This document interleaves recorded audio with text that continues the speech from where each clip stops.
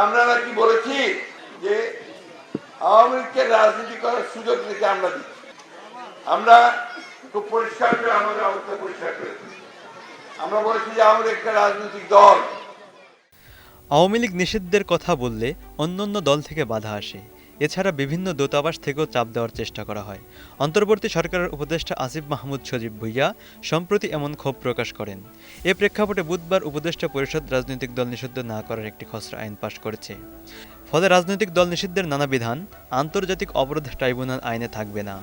গত মঙ্গলবার ঢাকায় রাজনীতিতে আওয়ামী লীগও সমান সুযোগ পাবে, সরকারের দিক থেকে তেমন উদ্যোগ প্রত্যাশা করেন কিনা সাংবাদিকদের এমন প্রশ্নে সফররত ব্রিটিশ প্রতিমন্ত্রী ক্যাথরিন ওয়েস্ট বলেন, অবশ্যই, এবং আমরা আশা করি অধ্যাপক ইউনূস বাংলাদেশের গণতন্ত্র কিভাবে এগিয়ে যাবে তার একটি রূপরেখা তুলে ধরবেন। সম্প্রতি ভারতীয় গণমাধ্যম দ্য হিন্দুকে দেওয়া সাক্ষাৎকারে প্রধান উপদেষ্টা অধ্যাপক মোহাম্মদ ইউনূস জানান, রাজনৈতিক দলের বিষয়ে কোনো সিদ্ধান্ত নিতে চাননি তারা। তিনি বলেন, বিএনপি চায় সব রাজনৈতিক দল নির্বাচনে প্রতিদ্বন্দ্বিতা করুক। আমরা খুব পরিষ্কার করে আমাদের অবস্থা পরিষ্কার করেছি। আমরা বলেছি যে আওয়ামী লীগ একটা রাজনৈতিক দল। কে নির্বাচন করবে, কে রাজনীতি করবে, কে রাজনীতি করবে না, সেটা তো নির্ধারণ করবে জনগণ।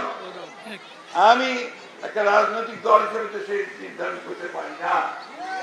বিএনপি যেহেতু বাংলাদেশের একটি প্রধান রাজনৈতিক দল, তাই তাদের মতামতকে অগ্রাহ্য না করার কথাও জানান অধ্যাপক ইউনূস।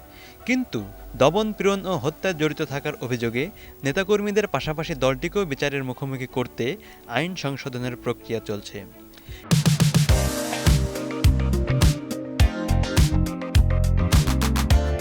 এ অবস্থায় এসব রাজনৈতিক চাওয়া ও কূটনৈতিক চেষ্টা সদ্য ক্ষমতাচ্যুত আওয়ামী লীগের ভবিষ্যতের জন্য কী অর্থ বহন করছে, প্রশ্ন সংশ্লিষ্টদের। মুসাদ্দিকুর রহমান, ২১ টেলিভিশন।